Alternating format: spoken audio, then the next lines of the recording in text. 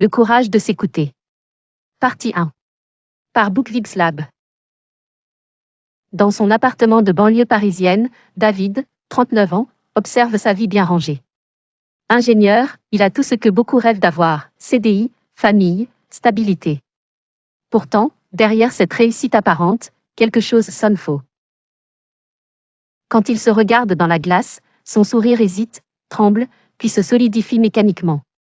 Il reconnaît son visage mais pas l'expression qui l'habite. C'est comme s'il portait un masque façonné par les attentes des autres, collègues, famille, société, un masque trop lourd pour durer. Un vide subtil, presque cosmique, le ronge. Ce n'est pas un cri, ni une douleur, plutôt une absence. Une zone grise. Invisible aux yeux du monde, mais pour lui, de plus en plus difficile à ignorer. David sent qu'il joue un rôle écrit par d'autres, dans une pièce où il n'a jamais choisi d'être acteur.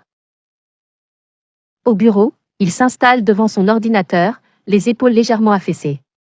Il s'investit, mais sans étincelle, sans curiosité. L'ingénieur passionné qu'il était autrefois n'est plus qu'un exécutant discipliné. Il exécute, il gère, il planifie. Les réunions s'enchaînent, les projets défilent. Il répond, il rédige, il valide. Mais chaque geste semble automatique, déconnecté de son cœur. Comme si quelqu'un d'autre vivait à travers lui, pendant que son vrai lui somnole quelque part en arrière-plan. Les promotions lui échappent régulièrement. Elles vont à ceux qui prennent la parole, qui osent, qui se projettent. Des collègues plus audacieux, plus bruyants, plus vivants. David les regarde, et se demande à quel moment lui a cessé d'avancer. Parfois, son esprit s'évade. Il revoit Douala, là et repense à cette ambition brûlante qu'il nourrissait, devenir entrepreneur. Créer des ponts entre le Cameroun et la France. Impacter, relier, transformer. C'était son feu, son rêve, sa mission.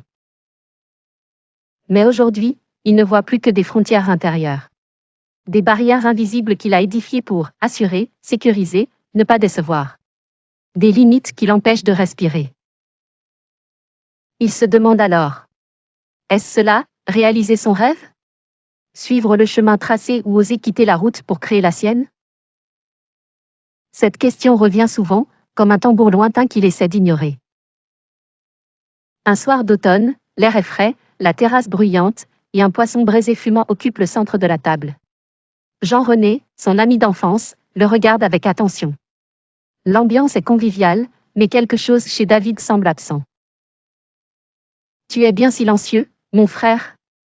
Jean-René parle doucement, sans jugement.